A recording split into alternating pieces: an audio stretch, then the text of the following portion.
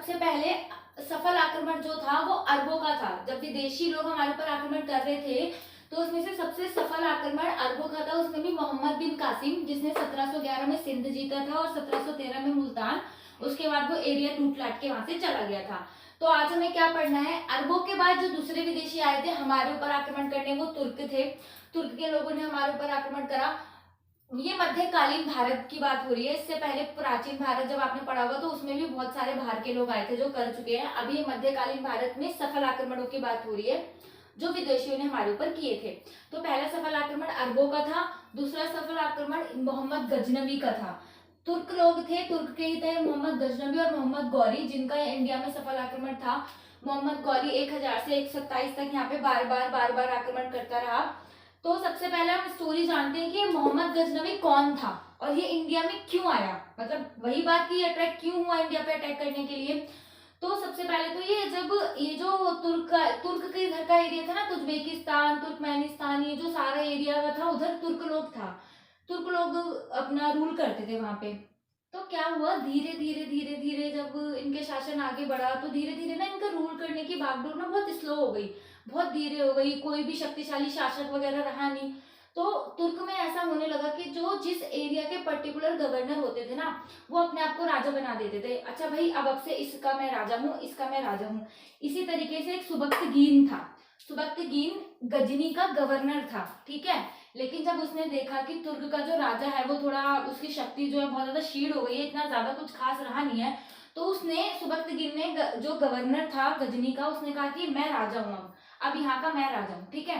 तो इस तरीके से जो सुबक्तगीन था, एक छोटे से एरिया जिसका नाम गजनी था, वहां का राजा बन गया, ठीक है।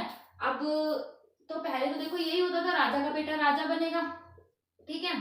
तो ये जो सुबक्तगीन था वो गजनी का राजा बन गया। अब इसके बाद अब इसने कहा अच्छा मैं तो राजा हूँ भाई, मैं तो शक्तिशाली हूँ, अब मैं तो करूंगा अटैक। अब ये भाई साहब हमारे इंडिया के ऊपर अटैक करने आए, ठीक है। तो इन्होंने जो फर्स्ट तुर्की अटैक करा था ना, वो इनका फेल हो गया था। तो पहला जो अटैक करा था तुर्की ने, वो सुबक्तगीन ने करा था सिंध के इलाके पर। सिंध नहीं, सिंध के थोड़ा सा नीचे राजस्थान गुजरात का जो साइड का एरिया है ना, वहां पे, वहां का राजा था जयपाल, ठीक है। जयपाल के इन्होंने ऊपर अटैक करा सुबक्तगीन ने। लेकिन इनकी जो सेना थी हमारी सेना के कंपैरिजन में थोड़ी सी कमजोर थी, तो ये हार गया सुबक्तगीन। और ये सुबक्तगीन ने जो अटैक करा था 1986 में करा था, ठीक है। 1986 में इसने अटैक करा जयपाल के ऊपर, ये हार गया, ठीक है, ठीक है। वापस चला गया मुंह उठा के, वहां पर अपने गजनी में रहने लगा। इस सुबक्तगीन का बेटा था मोहम्मद गजनवी। सुबक्तगीन का बेटा था मोहम्मद गजनवी।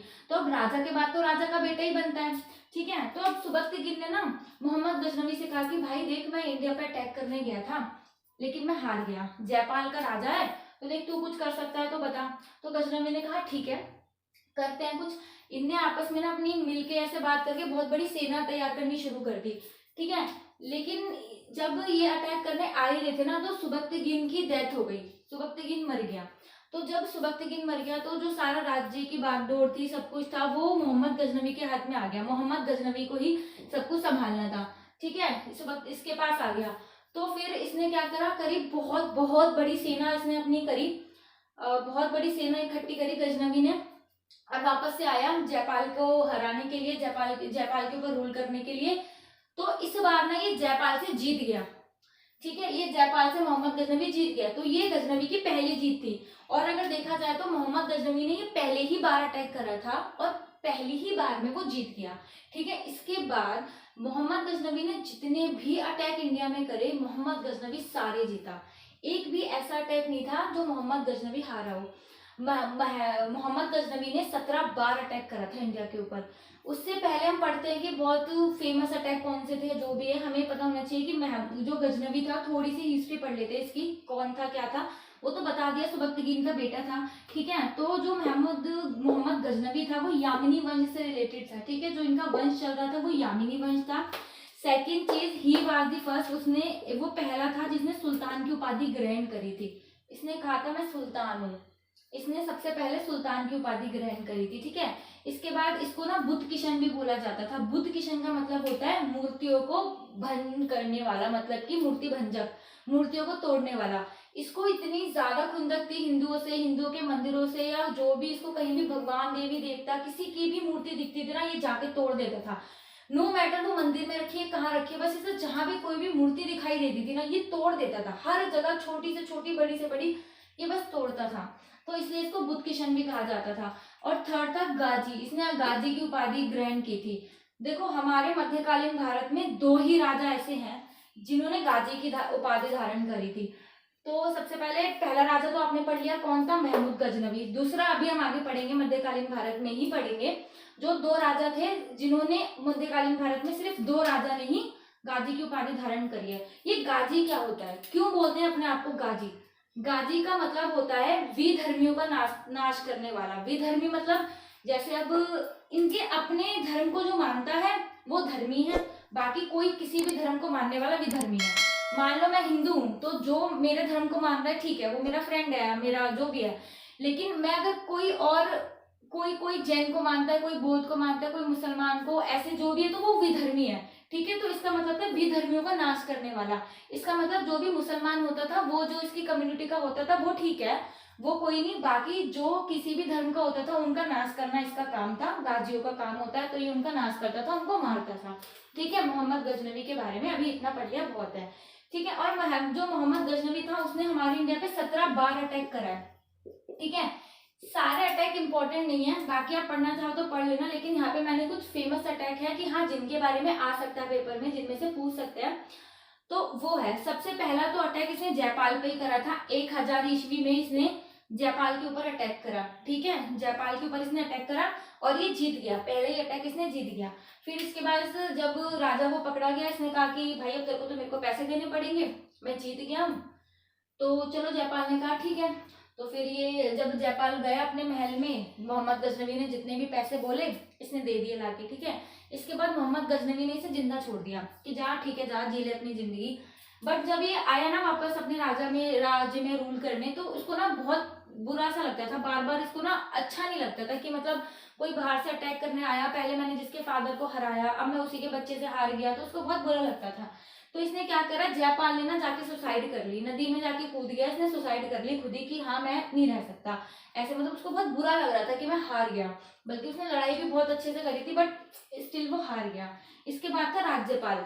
राज्यपाल के साथ जब महमूद गजनवी की लड़ाई हुई ना, ये कन्नौज का राजा था उस टाइम पे। ये जो जयपाल था ये कन्नौज का राजा था।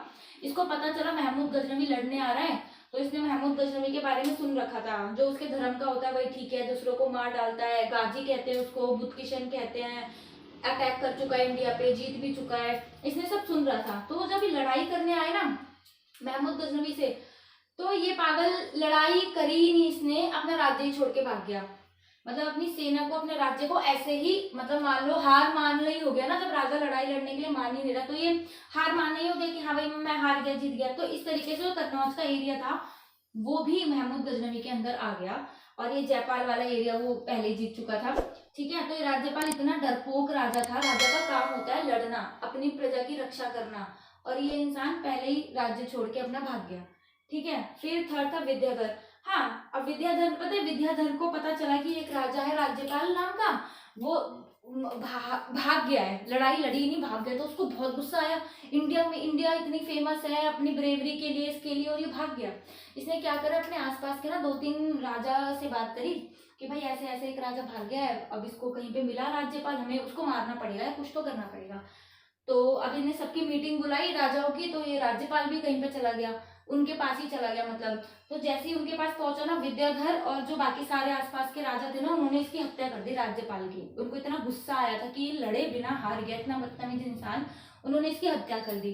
ठीक है, उसके बाद फिर एक लड़ाई विद्याधर से हुई थी महमूद गजनवी की। तो महमूद गजनवी इन दोनों ने ना लड़ाई करी के, इन दोनों ने ना आपस में संधि कर ली, क्योंकि विद्याधर के ना चांसेस बहुत कम थे जीतने के, क्योंकि बिल्कुल छोटे से राज्य का राजा था वो।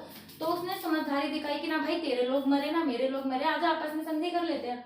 तो इन लोगों ने आपस में संधि कर ली थी, महमूद गजनवी और विद्याधर ने। ठीक है, एक चौथा आक्रमण है जो भीम फर्स्ट के टाइम पे हुआ था 1025 में। ये जो था महमूद गजनवी का 15वां आक्रमण था। ठीक है, टोटल 17 बार आक्रमण करे, उसमें से ये इसका 12वां आक्रमण था। ठीक है, तो इसमें क्या हुआ था, इसमें सोमनाथ मंदिर की लूट हुई थी, और ये वाला जो इसका अटैक है ना, इतना ज्यादा फेमस हुआ है, मतलब सबसे ज्यादा फेमस ना इसका यही वाला अटैक है, क्योंकि इसमें ना इसने सबसे ज्यादा सोना लूट के लेके गया था, बहुत ज्यादा सोना लूट के लेके गया था ये इसमें, इसलिए बहुत अटैक बहुत ज्यादा फेमस है। तो इसका कुछ भी पूछ सकते हैं। 15वां अटैक था, सोमनाथ मंदिर की लूट हुई थी, 1025 में हुआ था, भीम फर्स्ट के शासनकाल में हुआ था। ऑब्वियसली ये हार गया था, तभी तो इतना ज्यादा लूट के गया था। ठीक है, फिर जब ये लूट लाट के जा रहा था ना, गुजरात राजस्थान की साइड से जब ये वापस जा रहा था, तो वहां पे जाट लोग का रहते थे। ठीक है, तो उन्होंने रोका कि तू लूट के जा रहा है, ये वो ये। और उस टाइम पे मोहम्मद गजनवी के पास ना बहुत पैसा था, इतना सारा लूट के लेके जा रहा था सोना, बहुत पैसा था उसके पास। उसने सोचा अरे भाई अभी इनके मुंह लगने से फायदा है नहीं, मेरे पास पैसा वैसा है, रुक जाओ। उसने जाट से बोला कि भाई तुम रुको, मैं आऊंगा दोबारा, तुमसे लड़ाई करने ही आऊंगा, स्पेशली रुक जाओ, अभी मुझे जाने दो, अभी मेरे मुंह मत लगो, मेरे को काम है। अच्छा, उन्होंने कहा अच्छा ठीक है चल जा। चला गया मोहम्मद गजनवी। ठीक है, फिर ये ना वापस आया, क्योंकि स्पेशली जाटों ने इसको रोका था, जाटों से थोड़ी बहुत लड़ाई भी करनी पड़ी थी, बहस वगैरह हुई थी, तो एक खुन्नस सी थी इसको, वो निकालनी थी। तो ये वापस लड़ाई लड़ने आया 1027 में। ठीक है, 1027 में दोबारा लड़ाई लड़ने आया। और ये जो इसका आक्रमण था ना, ये सिर्फ जाटों के विरुद्ध ही था, जाटों के अगेंस्ट इसने करा था, और ये इसका लास्ट था, क्योंकि इसके बाद ये मर गया था। टीबी हो गई थी इसको, उस टाइम पे कुछ और बोलते थे, टीबी हो गई थी, और इलाज इतना था नहीं, मर गया था ये। और जाटों के विरुद्ध इसका जो आक्रमण था वो लास्ट था, और ये 1027 में हुआ था। ऑब्वियसली ये जीता था। ये जो 17 बार इसने आक्रमण करे ना, ये भाई साहब सारे जीते हैं, सारा जीते हैं मोहम्मद गजनवी। इसीलिए तो आज हम पढ़ रहे हैं, क्योंकि हिस्ट्री में कुछ ना कुछ तो वो छोड़ के गए ही ना, तभी तो आज हम उसके बारे में इतना सब कुछ पढ़ रहे हैं। ठीक है, अच्छा फिर वही बात कि हम इतना सारा हमको पता है, हम पढ़ रहे हैं, ये सारी चीजें लिखी हुई हैं, तो कहाँ से? उस टाइम पे पहले राइटर्स तो होते नहीं थे, या सब सारे लोगों को तो पढ़ना लिखना आता नहीं था, तो ये जो बड़े बड़े राजा वगैरह होते थे ना, ये अपने साथ इतिहासकार लेकर के चलते थे विद्यमान, या फिर जब अपने राज्य में वापस लौटते थे तो बताते थे, अच्छा आज मैंने ये करा, किताब में लिख दे भाई, ऐसे कर दे, कुछ ऐसे बताते हुए चलते थे। तो जो मोहम्मद गजनवी के टाइम के 3 बहुत ज्यादा फेमस विद्यमान है, बहुत ज्यादा, कहीं से कुछ भी पूछ लेते हैं इनको, और आता जरूर है, किसी ना किसी एग्जाम में होता है, बहुत इंपॉर्टेंट है। ठीक है, तो सबसे पहले था इसका उत्बी। ठीक है, उत्बी नाम का एक था, ये सारे महमूद गजनवी के ही हैं, ये अफगानिस्तान के उधर तुर्क जो तुर्क है ना, तुर्क के एरिया के हैं, यहाँ का इंडिया का कोई भी नहीं है। ठीक है, और इन्हीं सबसे हमें महमूद गजनवी के बारे में पता चलता है। तो जो उत्बी था उसने किताब उल यामिनी, या इसी ही किताब का नाम है तारीख यामिनी, लिखी है। उत्बी ने किताब उल यामिनी या तारीख यामिनी लिखी है, जिसमें हमें इसके वंश के बारे में और उनकी हिस्ट्री वगैरह सब कुछ पता चलती है। ठीक है, सेकंड था अल बरूनी। अल बरूनी ने किताब उल हिंद या तारीख हिंद लिखी है। ठीक है, इंपॉर्टेंट किताब है बहुत ज्यादा, ये सारी चीजें हमें पता चलती है। हिंद हम ही तो हैं, हिंदुस्तान ये सब हम ही तो है, तो इसमें अब सारी चीजें हमें पता चलती हैं कि क्या हुआ था, कैसे है क्या नहीं, उसके अकॉर्डिंग हम पढ़ते हैं। सेकंड चीज इंपॉर्टेंट है कि पुराणों का अध्ययन करने वाला फर्स्ट मुस्लिम था। अल बरूनी इंडिया आया था महमूद गजनवी के साथ, और जो हमारे पुराण थे ना, इसने स्टडी करे थे। ठीक है, सारे स्टडी करे थे, तो पुराणों का अध्ययन करने वाला ये पहला मुसलमान था। और थर्ड था फिरदौसी ने शहनामा लिखी है, ये बहुत फेमस बुक है, बहुत ज्यादा। जैसे हमारे इंडिया में गीता फेमस है, रामायण फेमस है, महाभारत फेमस है, इसी तरीके से ना फिरदौसी ने शहनामा लिखी थी, उस टाइम पे बहुत फेमस थी, मतलब जब से अब तक है ही फेमस, वहां पे अभी भी ये फेमस होगी, बाकी पता नहीं, मैं कभी गई नहीं। तो फिरदौसी ने लिखी है शाहनामा। ठीक है, ये शहनामा जो बुक है ना, इसको अफगानिस्तान का महाभारत बोला जाता है। जैसे जो हमारी महाभारत है उसमें लड़ाई, कुरुक्षेत्र वगैरह सब है ना, तो इस बुक में जो भी लड़ाइयां लड़ी है ना महमूद गजनवी में, उसके बारे में है, अब महमूद गजनवी से रिलेटेड, तो इसको अफगानिस्तान का महाभारत बोला जाता है। ठीक है, तो इतना ही था जो हमें महमूद गजनवी के बारे में पढ़ना था। आगे हम कंटिन्यू करेंगे मोहम्मद गौरी के साथ। ठीक है।